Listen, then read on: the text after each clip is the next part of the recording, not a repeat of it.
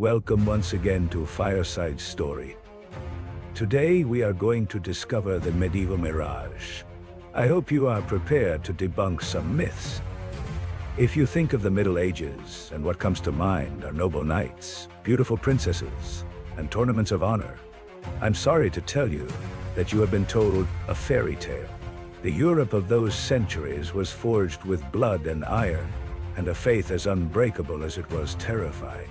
It was an era of unimaginable brutality. While the troubadours sang of courtly love, the common people struggled not to die from hunger or the next plague.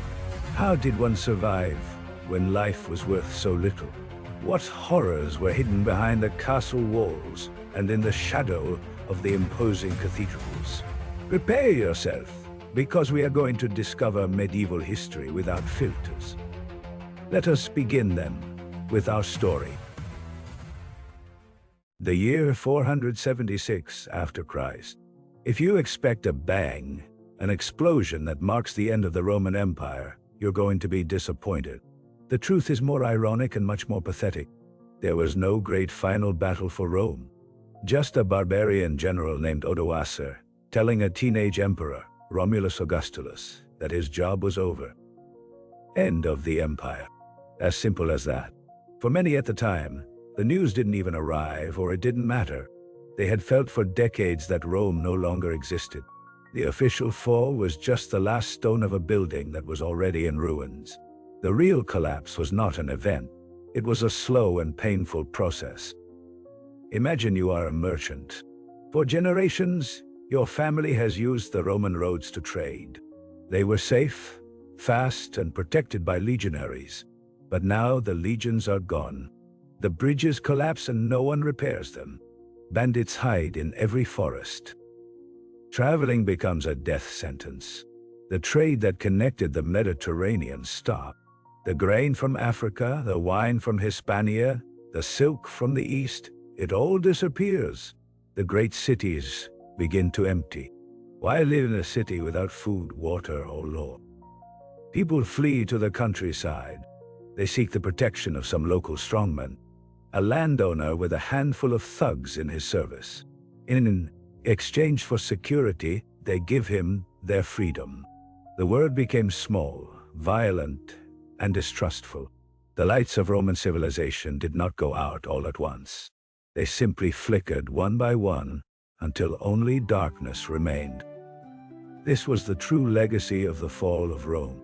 A gigantic power vacuum. An entire continent without a center, without a common law, and without a shared purpose.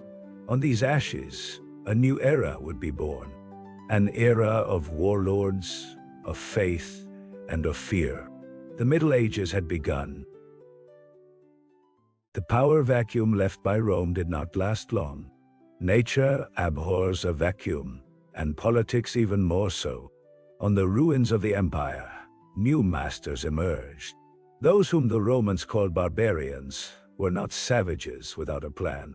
They were warrior peoples with their own leaders, laws, and ambitions. The Visigoths settled in Hispania. The Ostrogoths took Italy.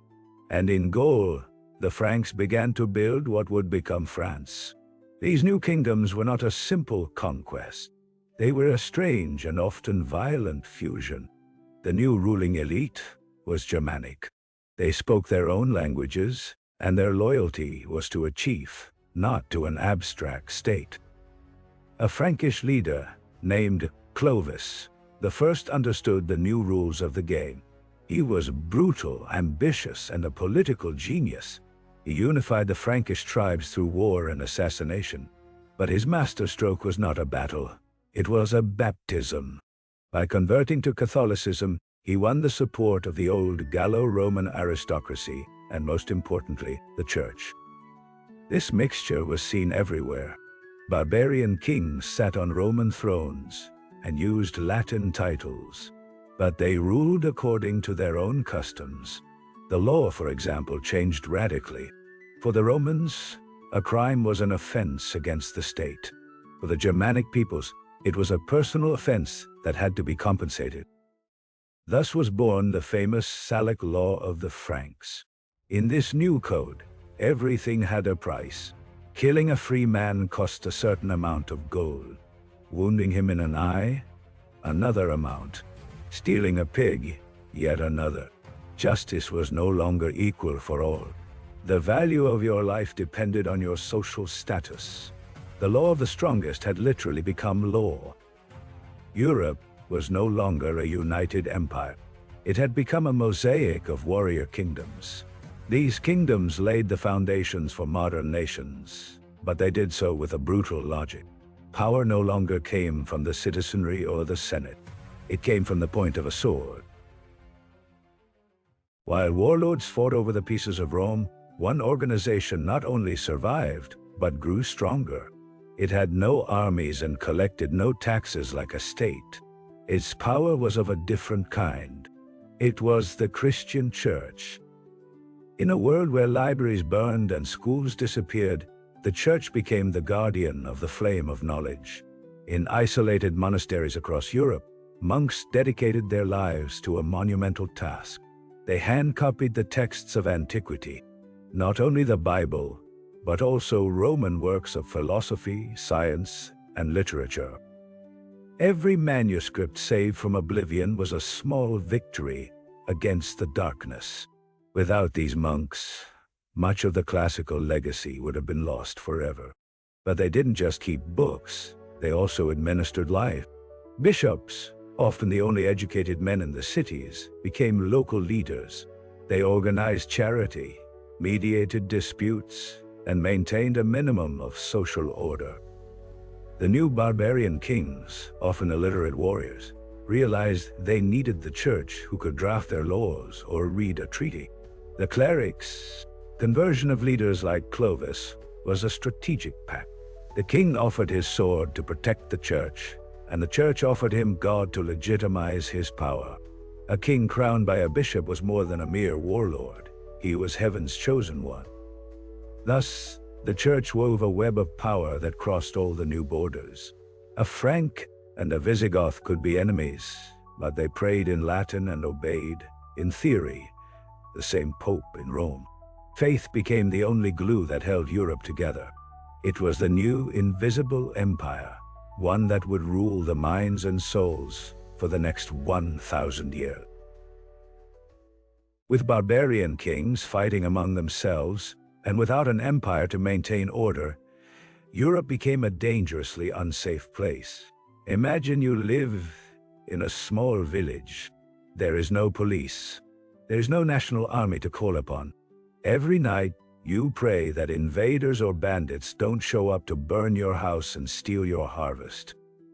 In this chaos, survival depended on finding someone stronger than you, and that someone was the local lord. A warrior with armor, a horse, and a small group of armed men. He wasn't a hero, he was a violence entrepreneur. He offered you a simple deal, a survival pact. The deal was this: you and your family would work his lands. You would give him a part of everything you produced. In return, he and his men would protect you from outside dangers. You weren't his employee. You became a serf, tied to the land you worked. You couldn't leave without his permission. Your life, in essence, belonged to him. This system, born of necessity, was replicated at all levels, creating a large social pyramid. That local lord, in turn, was the vassal of a more powerful noble. He swore fealty to him in a solemn ceremony. In exchange for a piece of land, called a fief, he promised to fight for his lord when called upon. This oath was the glue that bound the warrior elite. The great noble, in turn, could be a vassal of the king. In theory, the king was at the top, owner of the entire kingdom. But in practice, his real power depended on the loyalty of his most powerful vassals. If they united against him, the king was lost. This is how feudalism was born. It was not a planned system. It was a desperate solution to a lawless world. A rigid hierarchy where land was power and loyalty was sealed with a sword. Your place in the world was decided from birth. And for 90% of the population, that place was at the base of the pyramid. In the midst of this fragmented world, a figure appeared who seemed like a giant from another era, a king of the Franks who was not content with being a mere warlord. His name was Charles, but history would remember him as Charlemagne, Charles the Great. Charlemagne was a man of inexhaustible energy. He spent almost his entire 46-year reign on horseback, leading his armies in one military campaign after another. He subdued the Lombards in Italy, crushed the Saxons in northern Germania, and pushed the Muslims south of the Pyrenees. By force, he unified a territory that had not been seen under a single command since the time of Rome. His ambition culminated on Christmas Day in the year 800. In St. Peter's Basilica in Rome, while Charlemagne was praying on his knees, Pope Leo III placed a crown on his head. He proclaimed him Emperor of the Romans. The symbolism was immense. 300 years after its fall, the Western Empire had been reborn, or so it seemed. This new empire was a different beast. Its heart was not in the Mediterranean but in northern Europe, and its legitimacy came not from the Senate, but from God through the Pope.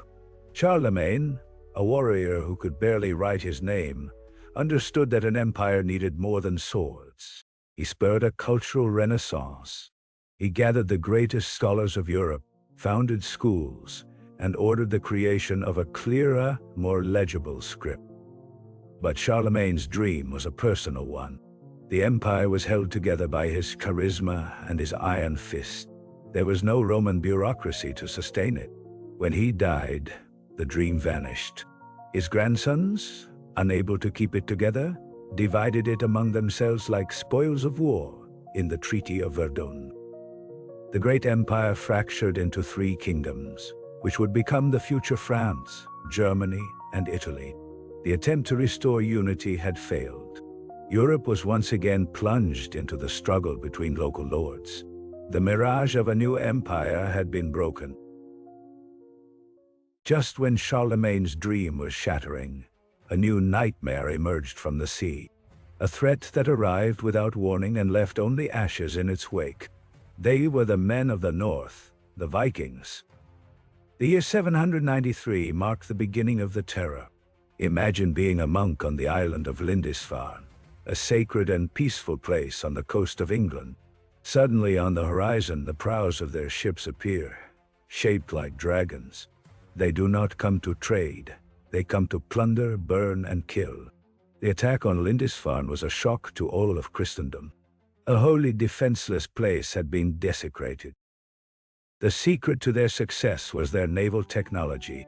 Their ship, the Drakkar, was a masterpiece of engineering. Long, narrow, fast, and with a very shallow draft. This last feature was their secret weapon. They could not only attack the coasts, but also sail up rivers, appearing hundreds of kilometers inland where no one expected them. Cities like Paris were besieged. No place seemed safe. For almost 200 years, the fear of the Vikings paralyzed Europe. The prayer, "From the fury of the Northmen, deliver us, O Lord," became common in churches.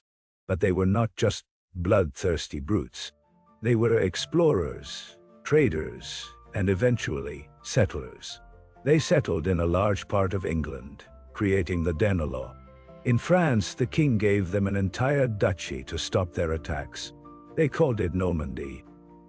This constant terror had an unexpected and profound effect.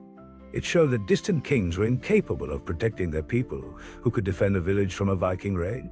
Not the king, who was days away, but the local lord in his wooden castle. The fear of the Vikings did not destroy feudalism. It reinforced it. The terrified people clung even more tightly to their lords in exchange for a promise of security. We've spoken of kings, bishops, and warlords, but what about the 90% of the people? For them, life had nothing to do with crowns or battles. Their world was mud, sweat, and an unwritten contract that bound them for life. This was the reality of serfdom. A serf was not technically a slave. A slave could be bought and sold like an object. A serf was tied to the land. If a lord sold his fief, The serfs who lived there were included in the package. They were not personal property. They were part of the land's inventory, like the trees or the livestock. Your day as a serf began before dawn and ended after dusk. Most of the week, you worked the small plot of land the Lord lent you to feed your family. But several days a week, you were obligated to the corvée. This meant working for free on the Lord's exclusive lands, cultivating his wheat, repairing his castle, or digging his moats. Everything you produced was subject to taxes. A portion of your harvest went directly to the Lord's granary. To grind your grain, you had to use his mill and pay him. To bake your bread, you had to use his oven and pay him. Every step of your survival enriched the man who protected you. And the lack of freedom was absolute. You could not leave the land without the Lord's permission. What about wanting to marry someone from another village? You needed his consent, and often had to pay a fee for it. Your entire life, from birth to death, was under the control of another person. It wasn't slavery, but the day-to-day difference was minimal. It was a life of ceaseless work in exchange for precarious survival. From the serf's perspective, the castle on the hill was a constant reminder of who was in charge. It wasn't a fairy tale home. It was a stone fortress, a military operations center, and above all, a business. In his fiefdom, the Lord was a king in miniature. His word was law. In the great hall of his castle, he held his own court of justice. If two serfs argued over a pig, he decided. If someone was accused of theft, he passed sentence. It was a form of justice that, curiously, almost always benefited him. Every aspect of his serfs' lives was a source of income. He controlled the mill and the oven. He also charged for using a bridge, for fishing in the river, or for gathering firewood in the forest. If a serf's daughter married, the father had to pay a fee. This is where the infamous droit du seigneur comes in, the supposed law that allowed the Lord to sleep with the bride on her wedding night. The story is juicy, but most serious historians consider it a myth. It's more likely that it was an exaggeration of that marriage fee. You either paid the Lord with money, or the story was embellished to show his absolute power.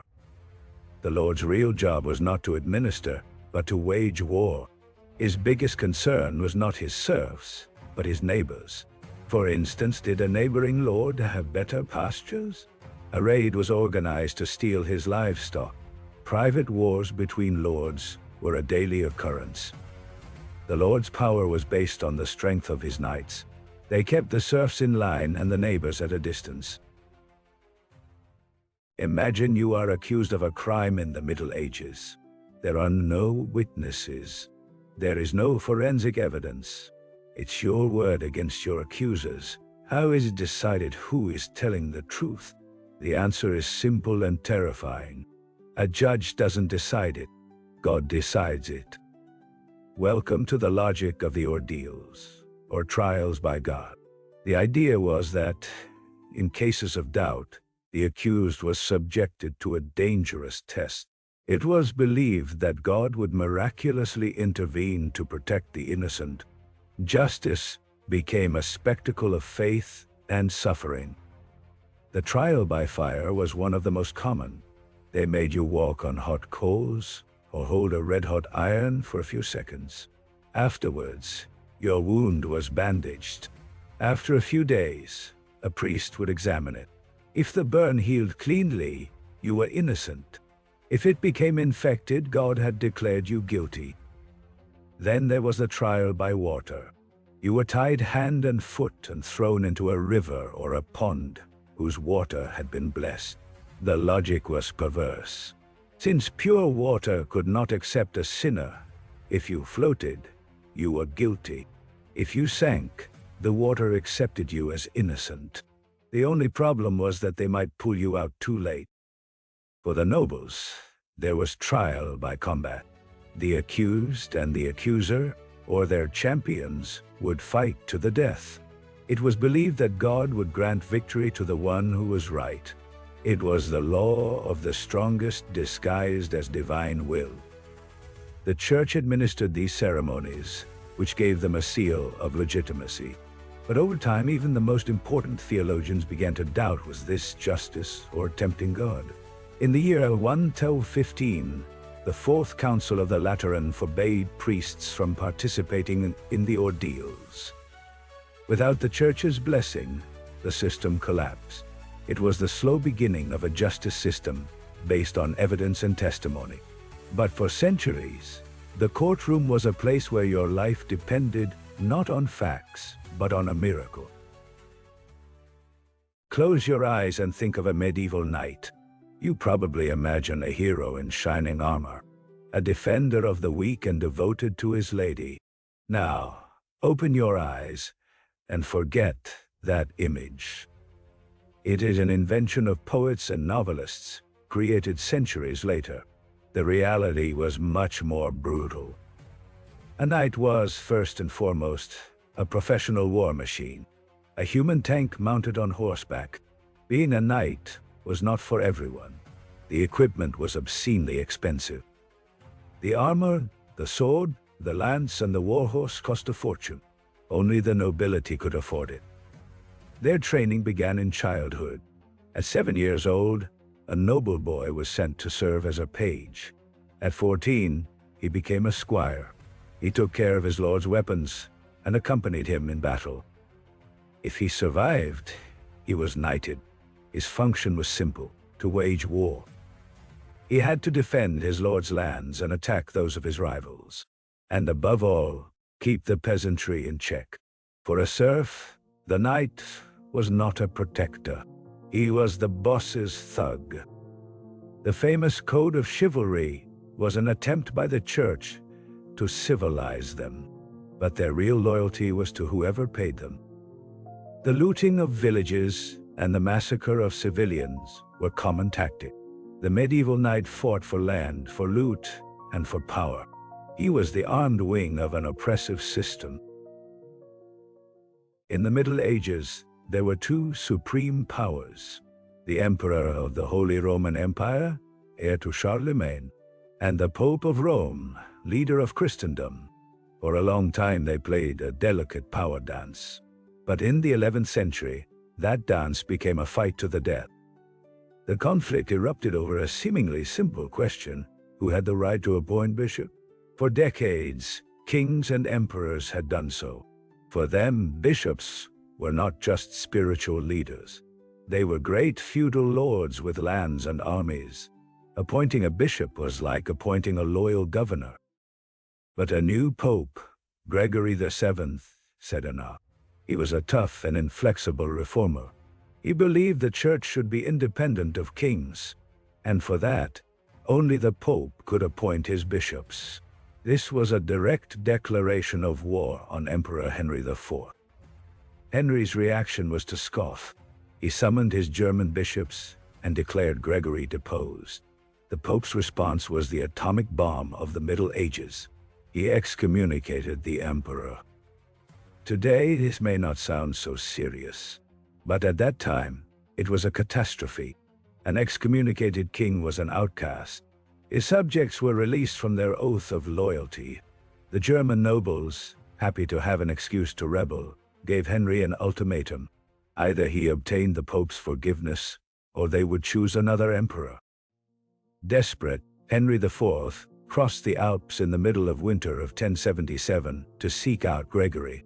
He found him at the castle of Canossa, and there, the most powerful man in Europe staged one of the greatest humiliations in history. For 3 days, Henry waited barefoot in the snow, dressed as a penitent, begging for the Pope's forgiveness. Gregory finally forgave him, but the message was clear to all of Europe. The power of the church was so great that it could bring the emperor himself to his knees. The balance of power had tipped in favor of Rome. With the papacy at the height of its power, a new idea emerged. An idea that would channel the endemic violence of the European nobility towards an external enemy. In the year 95, in an open field in Clermont, France, Pope Urban II delivered the most influential sermon in history. It all began with a plea for help. The Byzantine Emperor, Alexios I, was losing ground to the Seljuk Turks. He asked the Pope to send some mercenary knights, but Urban saw a much greater opportunity. In front of a crowd of nobles and clergy, Urban painted a terrible picture. He described in gory detail the alleged atrocities committed against Christian pilgrims in the Holy Land. He spoke of the desecration of Jerusalem, the city of Christ, and then he made an offer no one could refuse. To all who would take up the cross and march to liberate Jerusalem, he promised the total remission of their sins. Were you a knight who had spent your life killing and plundering? It did not matter. Fight for God in the East and all your faults would be erased. Your passage to heaven was guaranteed. The response was an explosion of religious fervor. The crowd shouted in unison, "Deus vult, God wills it." The Pope's call resonated in all corners of society. For the nobles, it was an opportunity for glory and to obtain new lands. For the second sons without inheritance, an outlet for their frustration.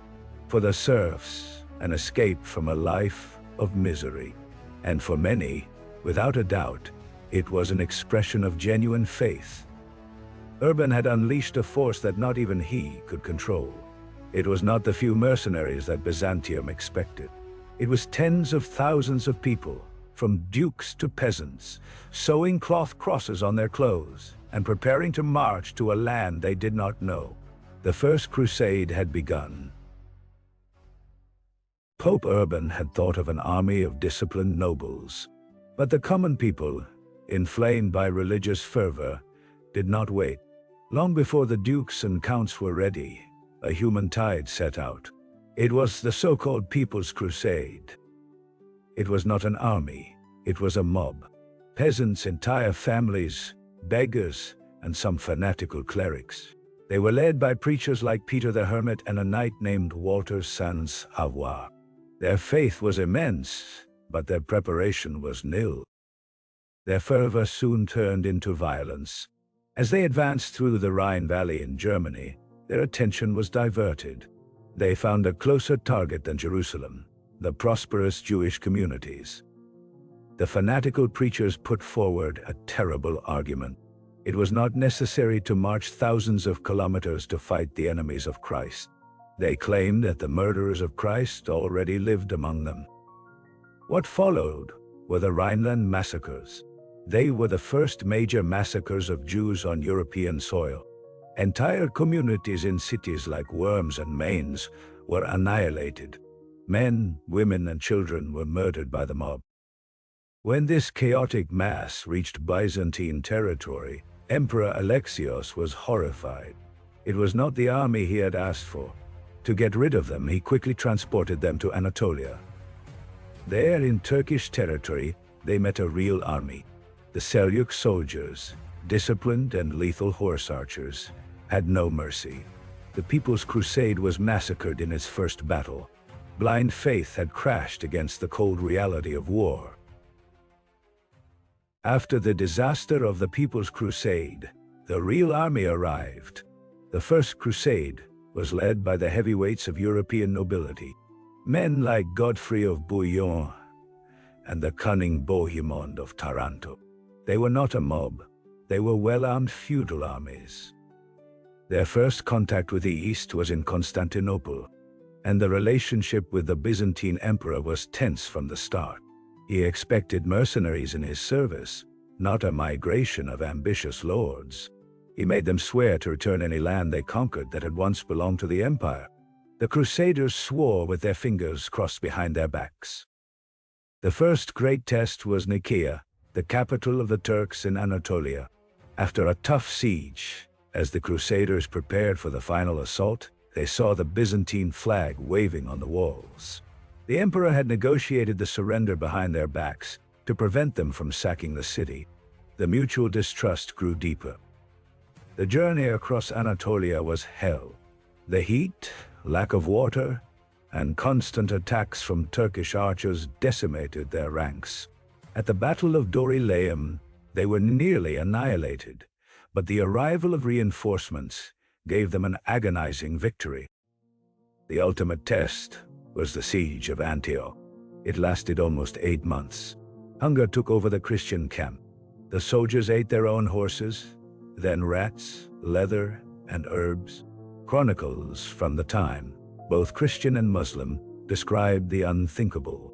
There are accounts of desperate crusaders cooking and eating the bodies of fallen enemies. Finally, thanks to a betrayal, they managed to enter the city. But just then, a huge Muslim relief army arrived and besieged them inside Antioch. They were trapped, hungry, and outnumbered. Their bloody odyssey seemed to have come to an end.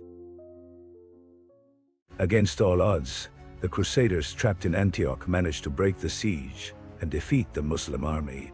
Their morale soaring high drove them south, towards the final prize.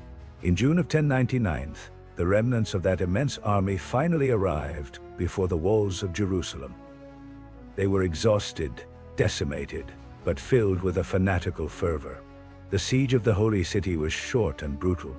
The Crusaders built wooden siege towers, and after several weeks of intense fighting, managed to breach the walls. On July 15th, 1099, the first knights set foot inside Jerusalem. What followed was not a battle, it was an extermination. For 2 days, the Christian soldiers engaged in an orgy of violence that horrified even the chroniclers of the time. They did not distinguish between soldiers and civilians. The massacre was total.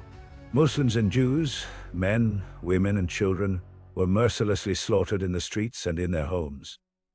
A Crusader chronicler, Raymond of Aguilers, proudly wrote, "In the Temple of Solomon, the blood reached our knees and the bridles of our horses.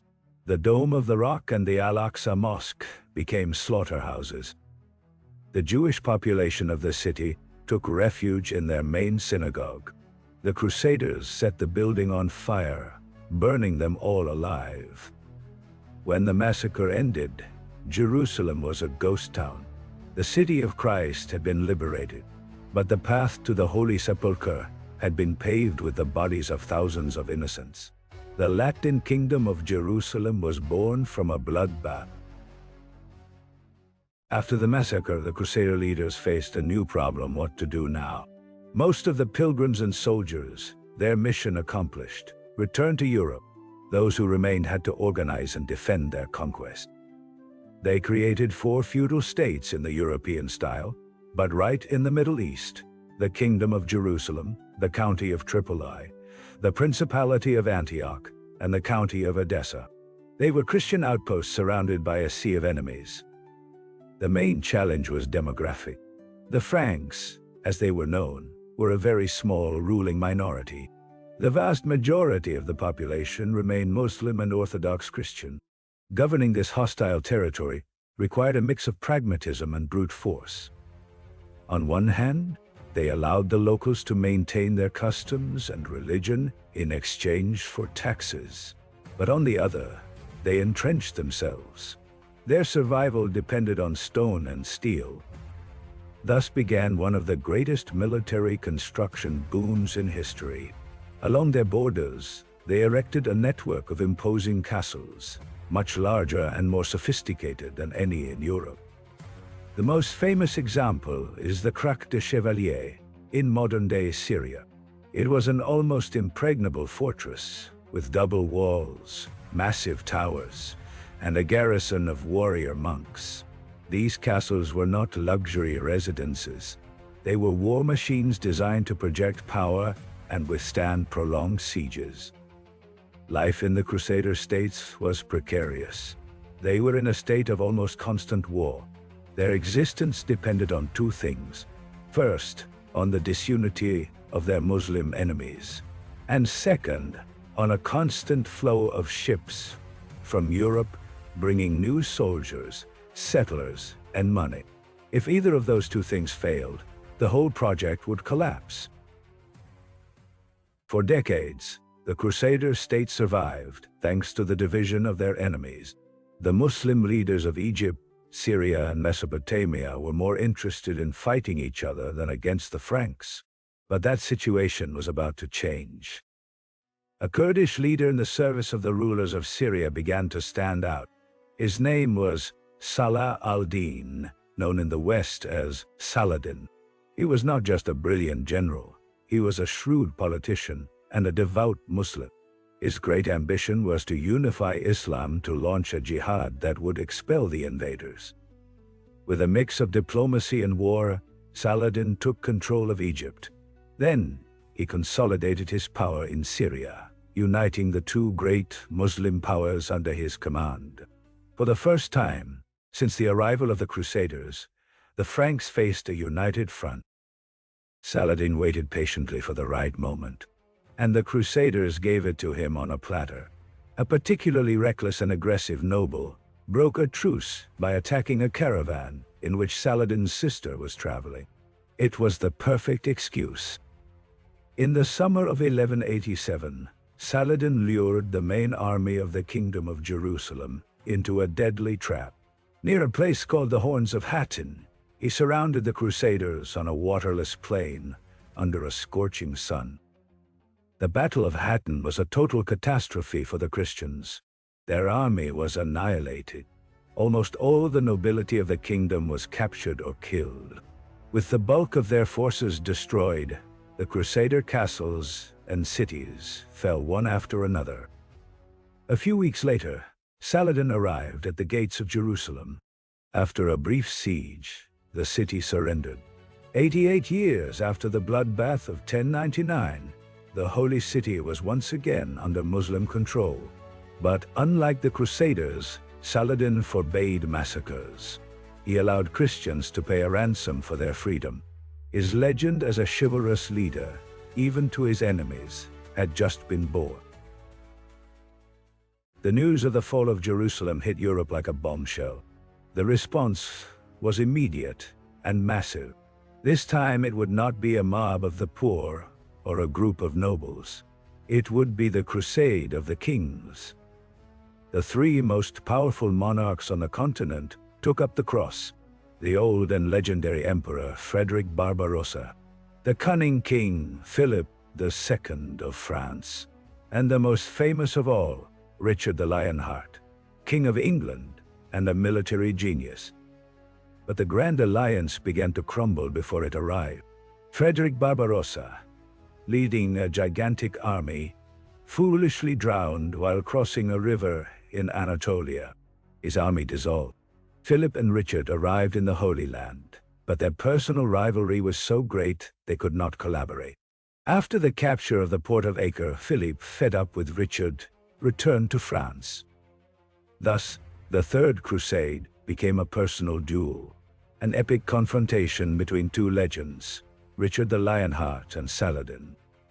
Richard was a brilliant and brutal commander on the battlefield. He led his armies to several victories, but never managed to deliver the final blow. Saladin, more patient and strategic, avoided a decisive pitched battle, wearing down the Crusader army with guerrilla tactics. The war was filled with gestures of mutual respect that became legendary. When Richard's horse died in a battle, Saladin sent him 2 new steeds. When Richard fell ill, Saladin sent him fresh fruit and his own doctor. They respected each other as warriors, but they were irreconcilable enemies. Richard knew that even if he could take Jerusalem, he could not hold it. His army was exhausted and far from home. Finally, he accepted reality. The crusade ended not with a battle, but with a treaty, the Treaty of Jaffa. The Crusaders would maintain control of a coastal strip. Jerusalem would remain in Muslim hands, but unarmed Christian pilgrims were guaranteed access to visit their holy places. It was a pragmatic draw. The duel of kings had ended without a clear winner. If the Third Crusade was an epic duel, the Fourth was a tragic farce. It showed that the original ideal of the Crusade was dead, and that it had been replaced by greed and cynical politics. The initial plan was clever. Instead of attacking Jerusalem directly, the Fourth Crusade would attack Egypt, the heart of Saladin's power. To do this, they needed a fleet, and the only power capable of providing it was the Republic of Venice. The Crusader leaders made a deal with the Venetians, a fixed price for the transport of 33,000 men and their horses. But when the time came to leave, only about 12,000 Crusaders showed up. They didn't have enough money to pay the bill. This is where the Doge of Venice, Enrico Dandolo, comes in. A blind but incredibly cunning old man. He offered them a deal. They could defer the debt if they did him a small favor. He needed the Crusaders to attack the city of Zara, a commercial rival of Venice in the Adriatic. The problem was that Zara was a Christian city. Attacking it was a grave sin. But desperate, the Crusaders accepted. The Pope excommunicated them, but it was too late. They had crossed a line. After Zara, an exiled Byzantine prince appeared with an even more tempting offer. If they helped him take the throne of Constantinople, he would pay off their entire debt, finance their crusade to Egypt, and shower them with riches.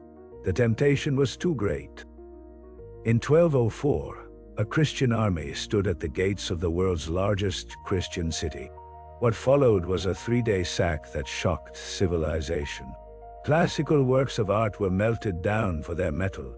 Sacred relics were stolen and sold. The great library of Constantinople was burned. It was an act of barbarism that mortally wounded the Byzantine Empire. The crusade to save Christendom had ended up destroying its eastern bastion. The Crusades created a huge logistical problem. Thousands of pilgrims traveled to the Holy Land on dangerous roads, carrying large sums of money with them. They were an easy target for bandits. To solve this problem, one of the most fascinating and powerful institutions of the Middle Ages was born. Around the year 1119, a small group of French knights made a vow. They would protect the pilgrims on the roads of the Holy Land. They were the Poor Knights of Christ and of the Temple of Solomon, better known as the Templars. Their concept was revolutionary. They were monks and warriors at the same time. They took vows of poverty, chastity, and obedience, like any monk. But their monastery was the battlefield. They quickly became the elite troops of the Crusader states, famous for their discipline and their fanaticism in combat. But their true genius was not military. It was financial. To protect the pilgrims' money, they invented an ingenious system. A pilgrim could deposit their gold in a Templar commandery in London or Paris. In return, they received an encrypted letter of credit. Upon arriving in Jerusalem, they would present that letter at the temple house and could withdraw the same amount of money. It was, in essence, the first traveler's check in history. This system eliminated the risk of being robbed along the way. The success was immediate. The Order of the Temple became the most reliable and secure bank in Europe. Kings and nobles entrusted their fortunes to them. Over time, they began to offer loans, manage properties, and build an economic network that stretched throughout Christendom. Those poor knights had transformed into an immensely wealthy multinational corporation. They owned lands, castles, and entire fleets.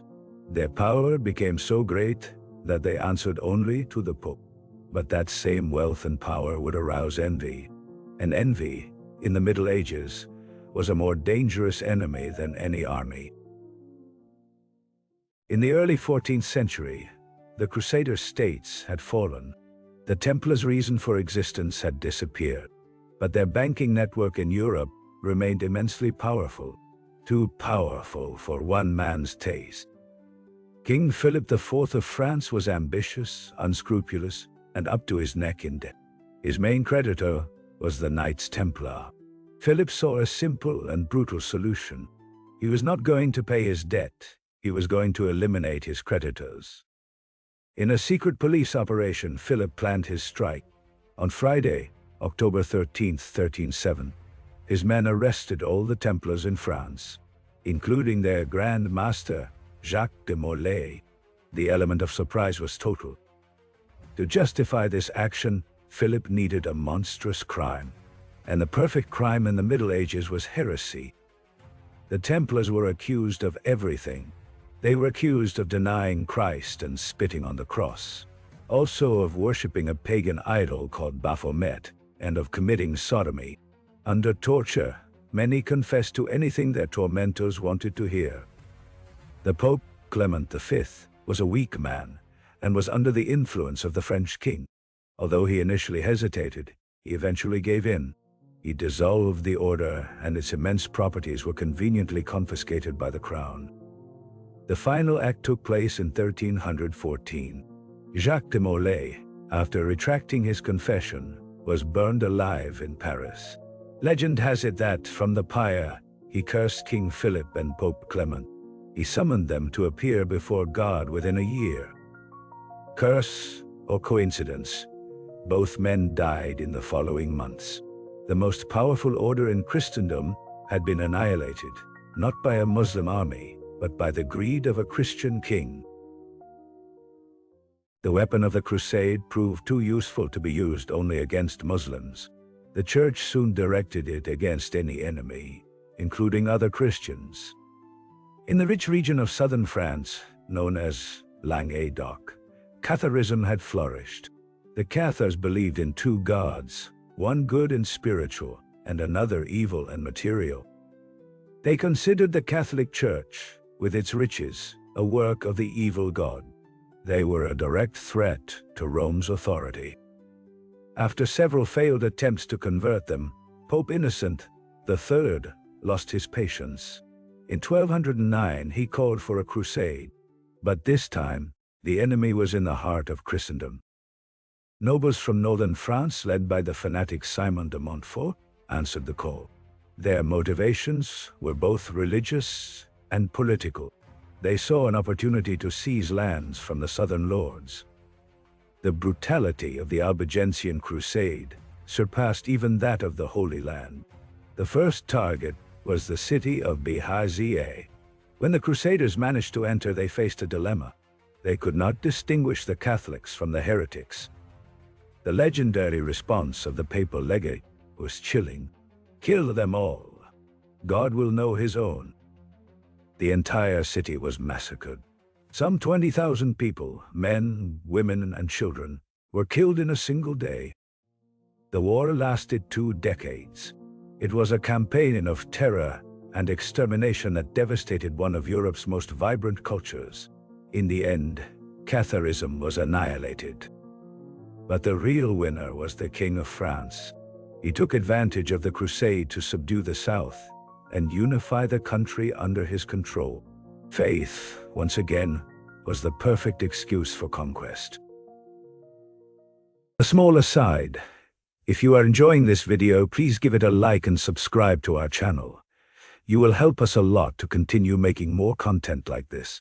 Truly, even though it's a simple click, it's the motivation we have to continue sharing history. Thank you.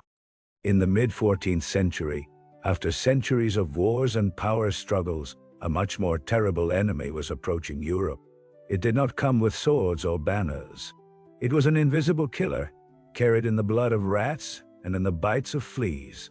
The Black Death was on its way. Its origin lies in the vast steppes of Central Asia. There, the bacterium Yersinia pestis lived in wild rodents. Through the caravans of the Silk Road, the disease traveled westward.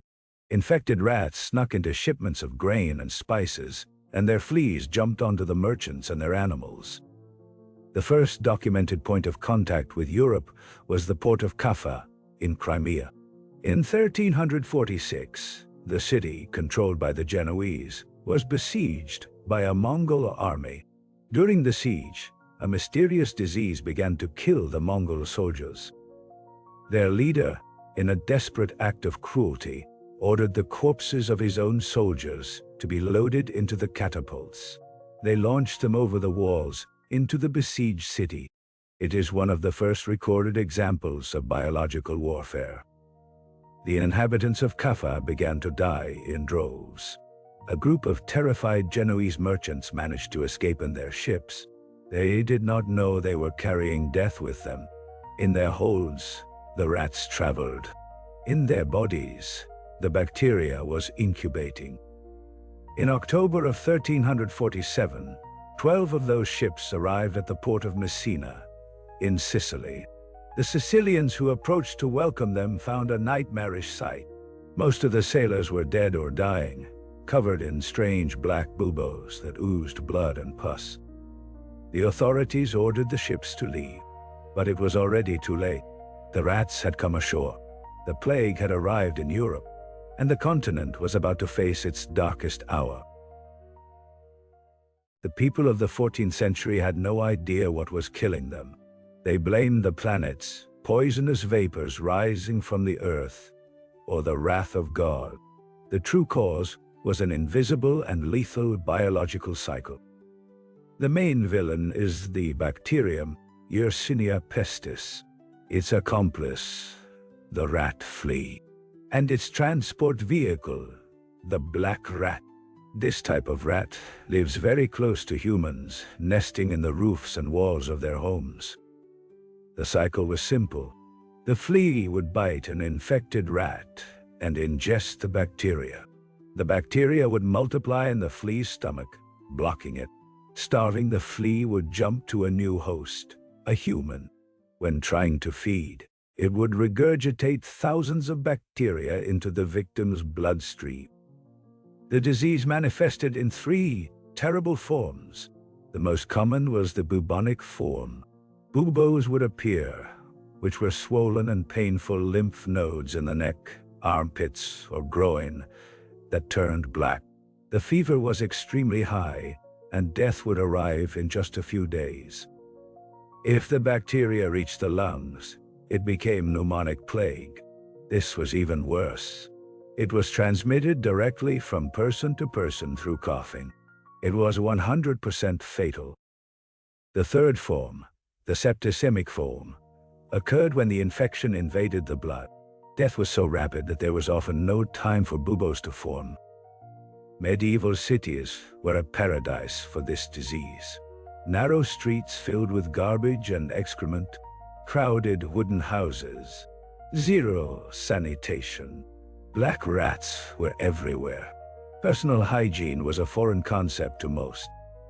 Once the plague entered a port city, its spread was unstoppable. The same trade routes that carried silks and spices became highways for death. Traveling on ships and carts, the Black Death penetrated the heart of Europe. Imagine waking up one morning feeling a sharp pain in your groin or armpit. Upon touching it, you find a hard, hot lump the size of an egg. It is the first sign. It is the bubo. You have just been sentenced to death. The terror of the Black Death was not just its reach, it was its speed and brutality. In a matter of hours, the fever would spike. The body was shaken by uncontrollable chills. The victim felt extreme weakness, barely able to stand up.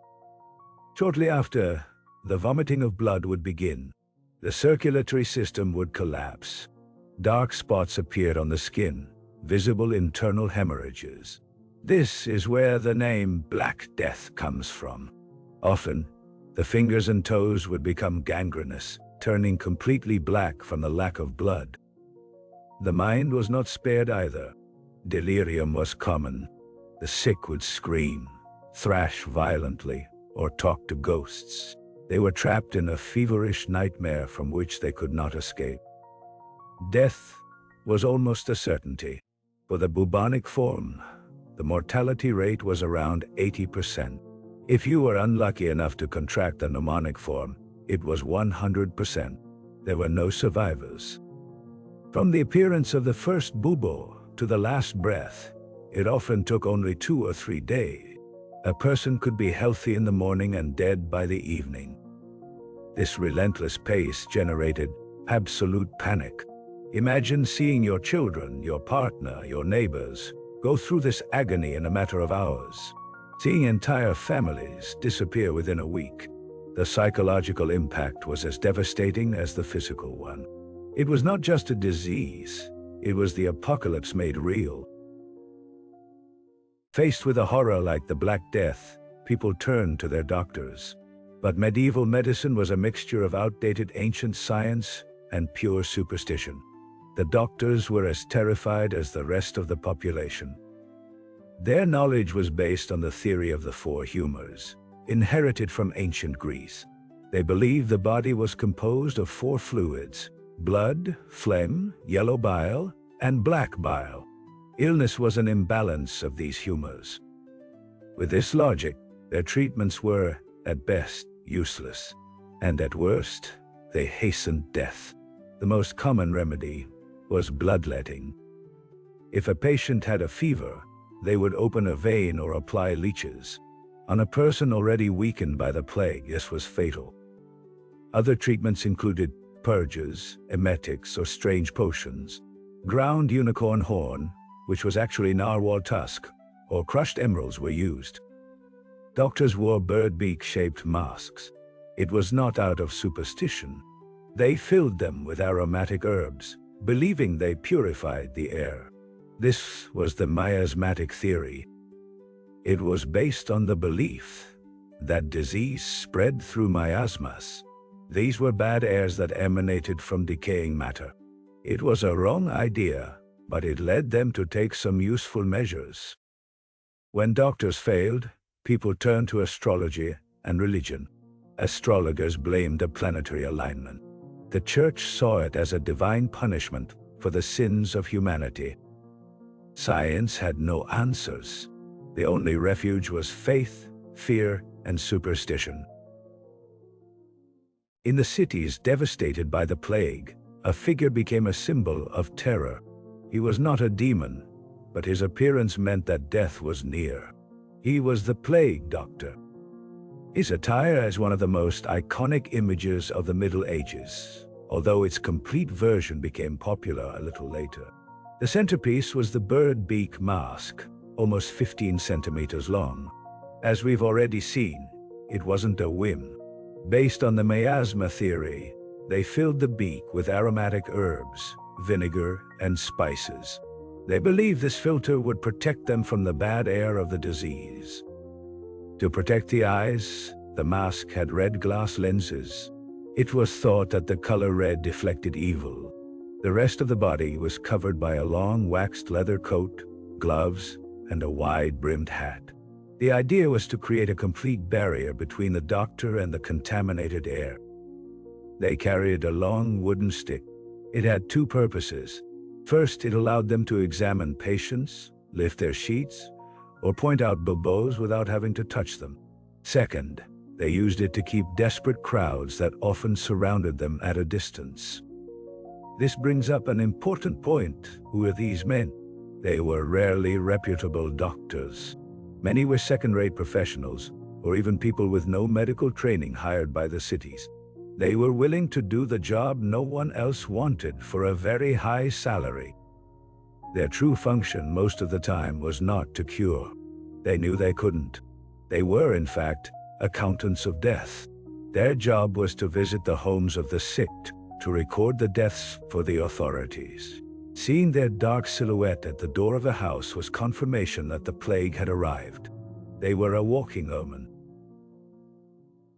The plague didn't just kill people, it killed society itself. The pillars that supported the medieval world, family, law, and faith, collapsed under the weight of millions of corpses. Fear became the only ruler. The Italian writer Boccaccio, who lived through the plague in Florence, described it perfectly. He told how brother abandoned brother, uncle the nephew, sister the brother, and often the wife her husband. The most terrible thing, he wrote, was that fathers and mothers refused to visit and care for their own children, as if they were not their own. The most basic bonds of humanity were broken. The healthy avoided the sick. The houses of the infected were walled up, often with the family still inside. Cities turned into open-air cemeteries. At first, they tried to give dignified burials. But soon the number of dead was so overwhelming that funeral rites disappeared. Corpse carts roamed the streets shouting, "Any dead?" Bodies piled up at the doors. Huge mass graves were dug on the outskirts of cities. Layers of corpses and layers of earth. As if making lasagna, another chronicler wrote. Economic life came to a standstill. Peasants died in their fields, and crops rotted unharvested. Artisans died in their workshops. Trade stopped because no one dared to travel. Famine followed the disease. For those who lived, the feeling was apocalyptic. It literally seemed like the end of the world. Some gave themselves over to a life of debauchery, eating and drinking without control, thinking they were going to die anyway. Others locked themselves in their homes, waiting for the end. The social order had evaporated. Only panic remained. In a world dominated by faith, there was only one possible explanation for such a catastrophe. The Black Death was the wrath of God, a divine punishment for the sins of a corrupt humanity. This was the official narrative promoted by the Church. The response was logically spiritual. Huge masses and massive processions were organized. Hundreds of people marched together through the streets, praying and singing to appease God's wrath. Ironically, these gatherings became super spreader events. Bringing so many people together in a confined space or in a procession was the perfect way to spread the plague. In their attempt to seek salvation, they accelerated their own destruction. The plague also caused an unprecedented crisis of faith. People prayed, but they continued to die. The sacraments seemed useless. Death took sinners and the righteous alike. The Church's power to intercede with God seemed to have vanished. Many priests and monks showed incredible bravery. They stayed with their communities, tending to the sick, knowing it was a death sentence. The mortality rate among the clergy was extremely high. But others, seized by panic, abandoned their parishes and fled. This left entire communities without spiritual guidance in their time of greatest need. The faith of many grew stronger and more desperate, but for others, doubts began to arise. The Church could not protect them. What then was its true power? The seeds of distrust had been sown. If the official response from the Church seemed ineffective, the popular response was much more extreme. In the collective hysteria caused by the plague, a movement emerged that swept through Europe like wildfire. The flagellants. They were processions of men and women who traveled from city to city. Dressed in white robes marked with a red cross, they marched in file while singing somber hymns. Their goal was to perform a public and extreme penance to convince God to stop the plague. Twice a day, they performed their terrible ritual in the town square. They would lie on the ground in a circle. Their leader would walk among them, whipping those who had committed serious sins. Then, they would stand up, and the flagellation would begin. Each one carried a leather whip with several straps, often with small metal pieces sewn into the tips. To the rhythm of the chants, they would whip themselves on the back until it bled profusely. They believed that their personal suffering could atone for the sins of all humanity. At first, people received them with a mixture of horror and admiration. They were considered living saints, but the movement soon became dangerous for the Church. The flagellants began to preach that their ritual was more effective than the sacraments of the Church. They claimed to have direct communication with God, without the need for priests. Their rhetoric became increasingly apocalyptic and anti-clerical. The Church saw this as a direct challenge to its authority. In 1349, Pope Clement VI officially condemned the movement. He declared the flagellants as heretics. Persecuted by the authorities, the movement dissolved or went underground. The extreme penance had crossed the thin line that separated piety from heresy. When people don't understand a catastrophe, they look for someone to blame. Fear and panic needed a face to hate. And in medieval Europe, that face was almost always the same, that of the Jews. Soon, a poisonous rumor began to spread. The plague was not natural. It was a conspiracy. The Jews, in an international plot, were poisoning the wells and springs to destroy Christendom. This conspiracy theory, born of ignorance and prejudice, spread faster than the plague itself. It didn't matter that Jews were dying from the plague at the same rate as Christians. Mass hysteria does not need logic. What followed was a wave of genocidal violence. Throughout Europe, but especially in the cities of Germany and Switzerland, enraged mobs stormed Jewish quarters. In Basel, the Jewish community was gathered on an island in the Rhine and burned alive inside a wooden structure. In Strasbourg, even before the plague reached the city, 2,000 Jews were taken to their cemetery and burned on a gigantic pyre on St. Valentine's Day. Often, local authorities tried to protect their Jewish communities, but they were unable to contain the mob. Under torture, some victims confessed to the impossible crime of poisoning the wells, which only served to further fan the flames of hatred. Pope Clement VI tried to stop the madness. He published 2 papal bulls declaring the innocence of the Jews. He pointed out the obvious, that the plague affected all religions and that it spread even in areas where no Jews lived. But the Pope's word was ignored. People preferred a simple explanation and an enemy to blame. Hundreds of Jewish communities were completely annihilated. It was one of the darkest episodes within the darkness of the Black Death itself. When the first outbreak of the plague finally subsided, the survivors found themselves in a transformed world. A strangely empty world. Between 1/3 and half of Europe's population had died. This demographic catastrophe had an unexpected and revolutionary consequence. The feudal system was based on a superabundance of cheap labor. There were so many peasants that lords could treat them as they wished. But suddenly, that equation was reversed. Labor had become scarce, and therefore valuable. Imagine you are a serf who has survived the plague. Your lord desperately needs someone to work his lands. But now, you have options. The lord of the neighboring fief offers you better conditions, a cash wage instead of just a piece of land. Or perhaps you can simply flee to a city that needs artisans. For the first time in centuries, peasants had bargaining power. Wages skyrocketed. Serfs demanded an end to labor obligations and the right to move freely. Serfdom, the pillar of feudalism, began to crumble. The landowning class panicked. Large tracts of land were abandoned because there was no one to farm them. The price of land plummeted, while the cost of labor soared. Their fortunes evaporated. Governments, controlled by the nobility, tried to stop this change.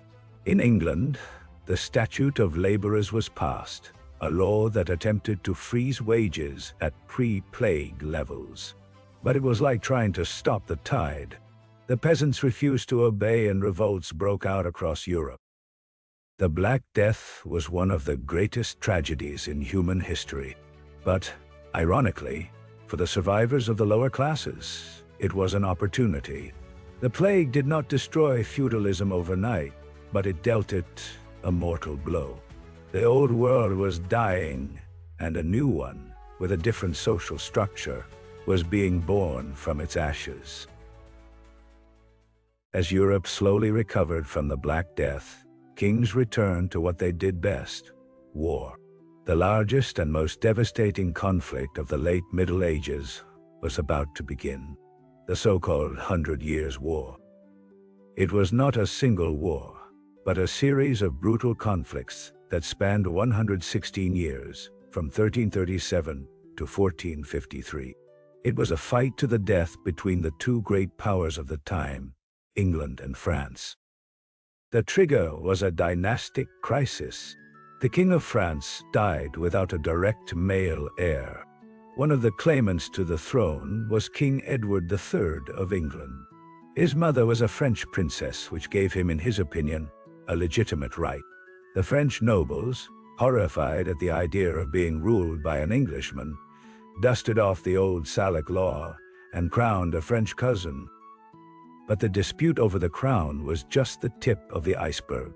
The real problem was territorial and economic. The King of England was, technically, a vassal of the King of France for the rich Duchy of Gascony. It was a humiliating situation that neither of them accepted.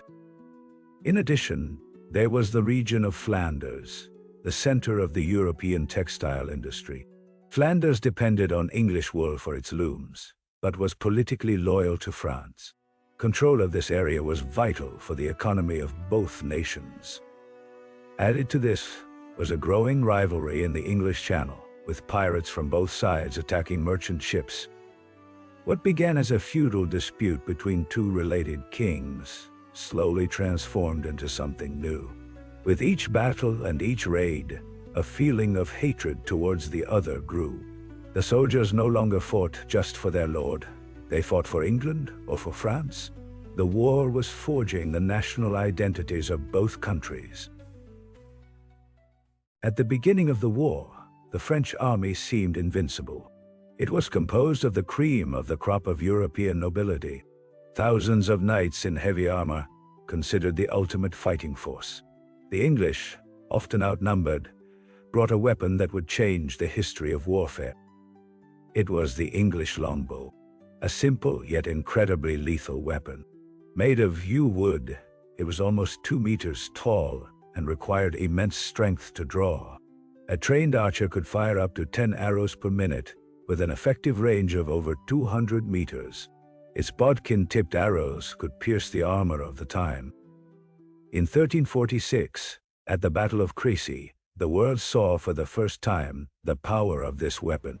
The French army, vastly superior in number, launched a series of disorganized cavalry charges against the English position. The English archers simply waited. When the French knights were within range, the English unleashed a shower of arrows so dense that, according to a chronicler, it darkened the sun. It was a massacre. The French cavalry was annihilated before reaching the English lines. Thousands of nobles died. The era of the knight as king of the battlefield had received its first mortal blow. Almost 70 years later, in 1415, history repeated itself at Agincourt. A small English army, led by King Henry V, was trapped and outnumbered. But again, the archers were the key.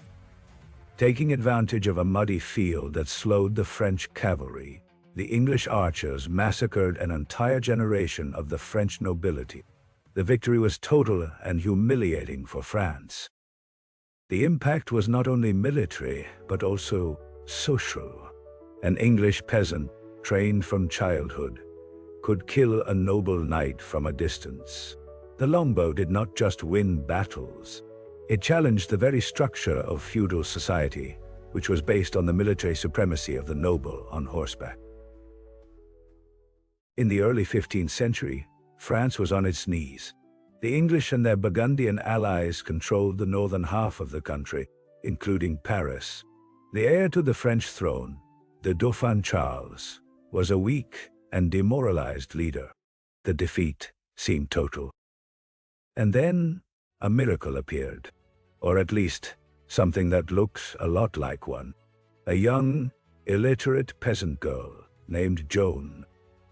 Joan claimed to hear the voices of saints who had entrusted her with a divine mission: to expel the English from France and lead the Dauphin to Reims to be crowned king, as tradition dictated.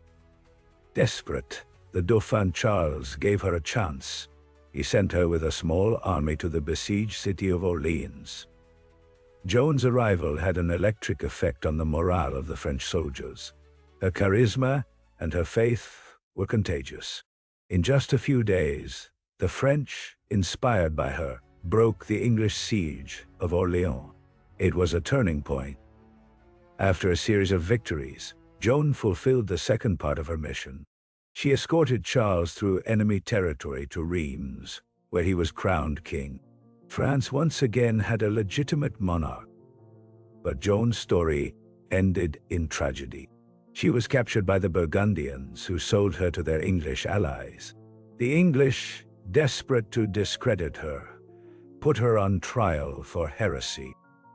The trial was a political farce. She was accused of witchcraft, of wearing men's clothes, and of claiming to speak with God. In 1431, Joan of Arc was burned alive at the stake in the square of Rouen. The English believed that by killing her, they would break the spell. They were wrong. By burning the woman, they created the martyr. Joan became the symbol of French resistance. Her spirit inspired a new generation of soldiers who, finally, would expel the English from France. After the annihilation of the Cathars, the Church realized it needed a permanent tool to combat dissent. Occasional crusades were not enough. It needed a police force for the faith. Thus, the medieval Inquisition was born. The Inquisition was not a single centralized tribunal, but a network of ecclesiastical courts. It was established in the 12th century, with the mission of investigating and eradicating heresy. For the mentality of the time, heresy was not a simple difference of opinion. It was a contagious disease that could condemn souls and destabilize the social order. It was a crime against God and therefore the worst of crimes. The inquisitorial process was terrifying. You did not need to be caught doing something. A denunciation, often anonymous, was enough. The inquisitor, usually a Dominican friar well-versed in theology, would arrive in a town and announce a time of grace. He would give heretics the opportunity to confess and receive a like penance. After that time, the investigation would begin. The inquisitors interrogated witnesses in secret.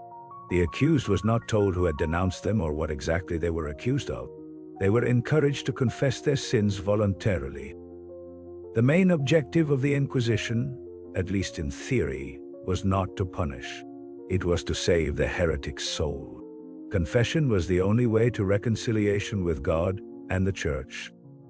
But if the accused refused to confess, things got much uglier. The psychological pressure was immense. They isolated him, threatened him with excommunication, and if all else failed, resorted to more persuasive methods. The Inquisition became a machine for producing confessions, whether they were true or not. When psychological pressure was not enough to obtain a confession, the Inquisition resorted to its most infamous tool: torture. In the year 1252, Pope Innocent IV officially authorized it. The logic was perverse. Torture was not a punishment.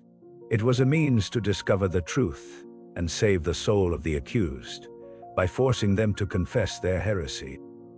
One of the most common methods was the strappado.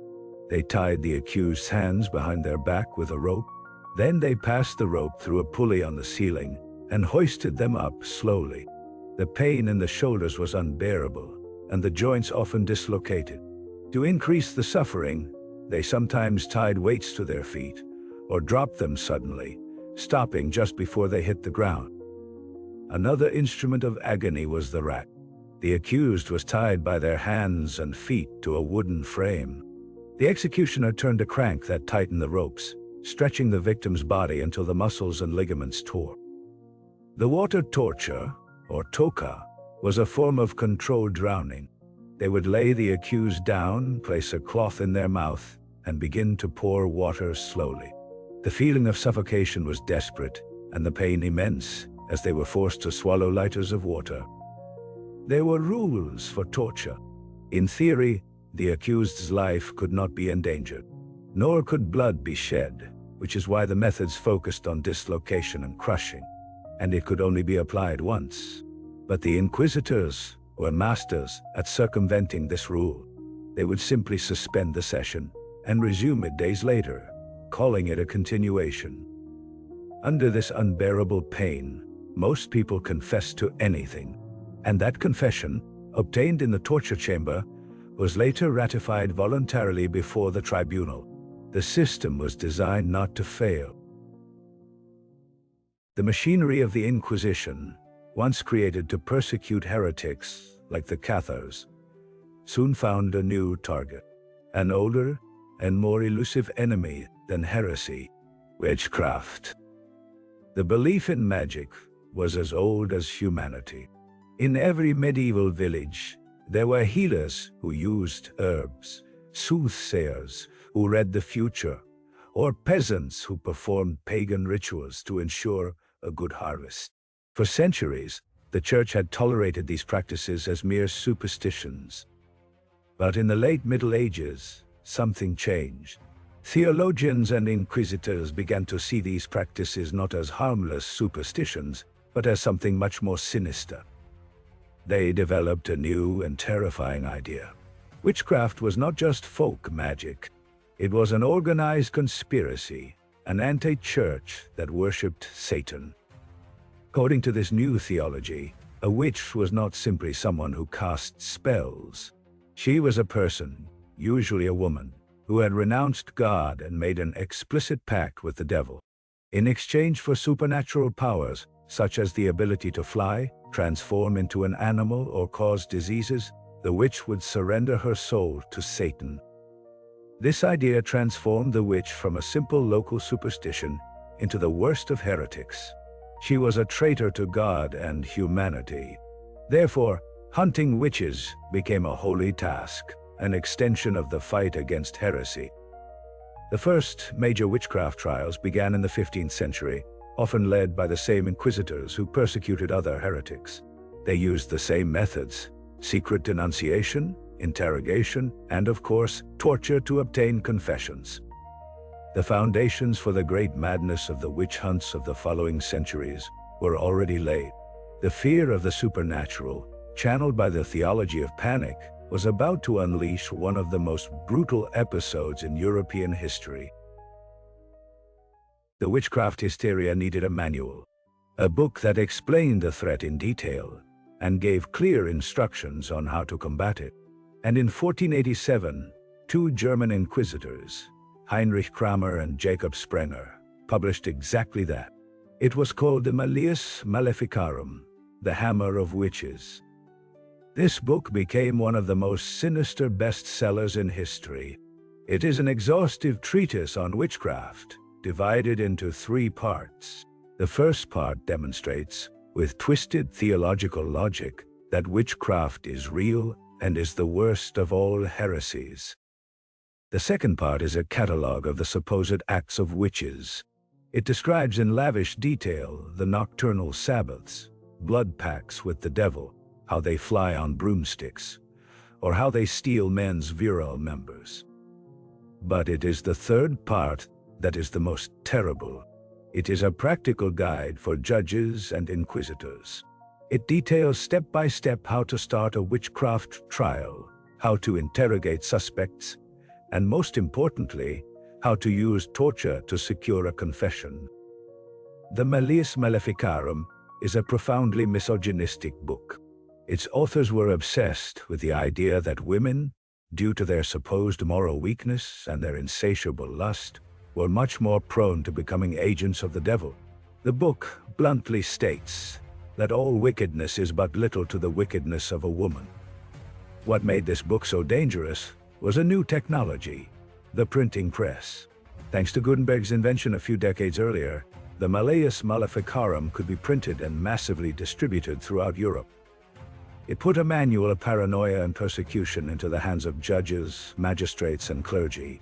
It gave them the theological justification and legal procedure to turn popular fear into a systematic witch hunt. The hammer was ready to strike. Medieval history is often told from above, from the castles and palaces. But below, in the fields, a silent fury was brewing.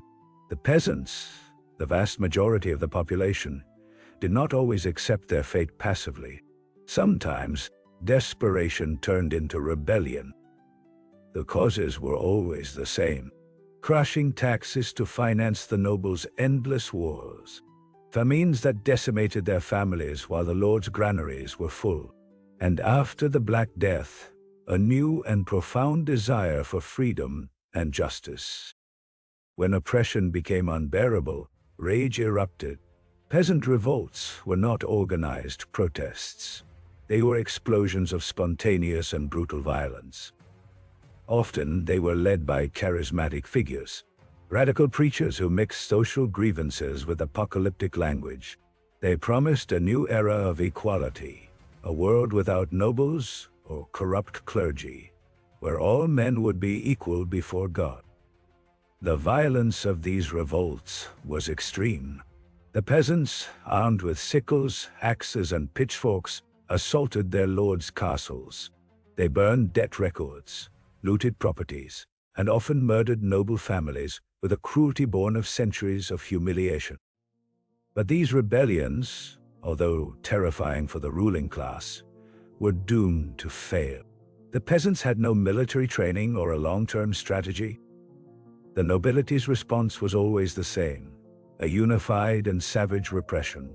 The armies of knights, with their armor and their discipline, massacred the peasant armies.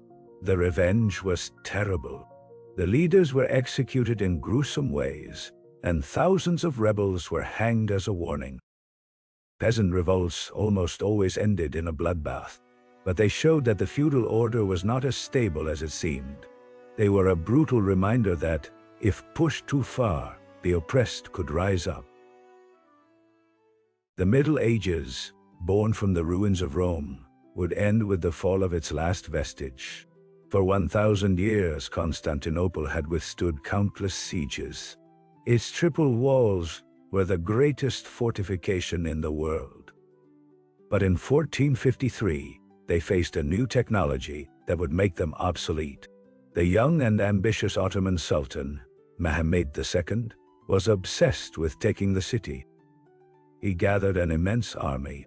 His secret weapon was gunpowder artillery on a scale never seen before. He hired an engineer to build giant cannons that launched projectiles of more than 500 kilograms. The city's defense was heroic, but desperate. The last emperor, Constantine XI, led a tiny garrison against a huge army. For 53 days, the roar of the cannons thundered ceaselessly. Day after day, the 1,000-year-old walls began to crumble under the impact of gunpowder. On May 29th, the Ottomans launched their final assault. In the confusion of battle, someone left a small gate open. The Janissaries poured in. Emperor Constantine XI died fighting on the walls. The fall of Constantinople was a shock to all of Christendom. The last echo of the Roman Empire had been extinguished. It was an event of monumental consequences. It marked the end of the age of castles and walls. Gunpowder was the new king of the battlefield. Furthermore, with the Ottomans controlling the trade routes, the path to Asia was closed to Europeans. This forced Portugal and Spain to seek new sea routes. The fall of Constantinople did not just close the Middle Ages. Unintentionally, it opened the door to the Age of Discovery. The world was about to change forever. If gunpowder brought down the physical walls of the Middle Ages, another invention was about to tear down its mental walls. It was a silent revolution, carried out not by soldiers, but by a German goldsmith named Johannes Gutenberg. Until the mid-15th century, books were an extreme luxury. Each copy had to be handwritten by a monk, a process that could take months or even years. Knowledge was literally chained in the libraries of monasteries and universities. It was scarce, expensive, and controlled by the church. Gutenberg's genius was to combine several existing technologies. He created movable type, small pieces of metal with a raised letter.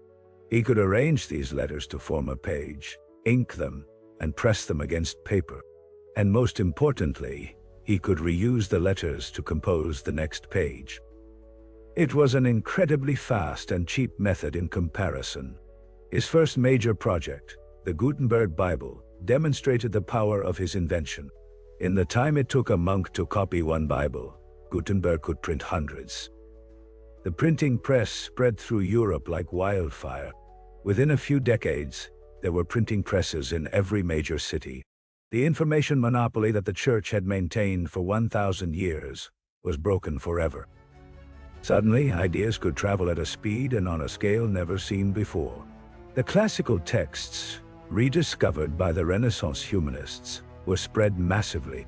Criticisms of the Church, by reformers like Martin Luther, reached every corner of Europe, igniting the Protestant Reformation. The printing press democratized knowledge. It fostered literacy, debate, and critical thinking. It undermined the authority of institutions that relied on controlling information. The Middle Ages, an era defined by faith and hierarchy, could not survive in a world flooded with books. The modern age had begun. We have walked a path of blood, iron, and faith. We have seen the brutality, superstition, and chaos of the Middle Ages. But it would be a mistake to think it was just an era of darkness. Amid that violence, institutions that define our modern world were born. One of them was the university. Starting in the 12th century, in cities like Bologna, Paris, and Oxford, teachers and students began to organize into guilds. These associations protected their interests and gave a voice to their members. Thus, the first universities were born. They were not like those of today. They were centers of intense intellectual debate, where the lost works of Aristotle were recovered and studied. The scholastic method, which sought to reconcile faith with reason, taught generations to think logically and critically. Another fundamental medieval invention was the parliament. Medieval kings were not absolute dictators. They constantly needed money for their wars. To get it, they had to negotiate with those who had it. These were the nobility, the clergy, and increasingly, the wealthy bourgeois of the cities. In England, this negotiation forced King John to sign the Magna Carta in 1215. It was a revolutionary document. It established for the first time that the king was not above the law. He had to respect the rights of his subjects. He could not impose new taxes without the common consent of the realm. This principle gave rise to the English Parliament and to similar institutions throughout Europe. The Cortes were born in Spain and the Estates General in France. They were rudimentary assemblies, far from a modern democracy. But in them, a radical idea that would change the world was born. It was the idea that power must be limited. Also that the governed should have a voice in their government. Even in the era of warlords and divine right, the Middle Ages planted the seeds of reason and representation. We have traveled a path of blood, iron, and faith. We have seen the brutality, superstition, and chaos of the Middle Ages.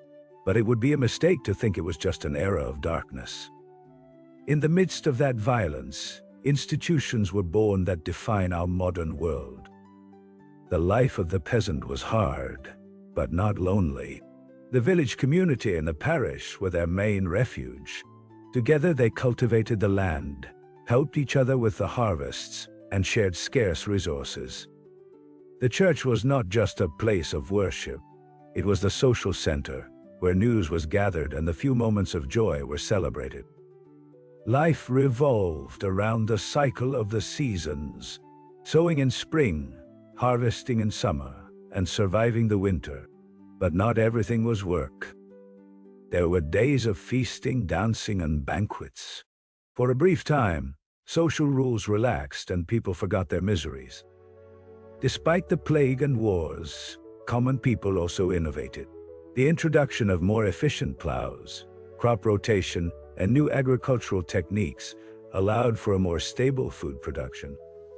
The invention of water and windmills, or the development of the horseshoe, were small steps.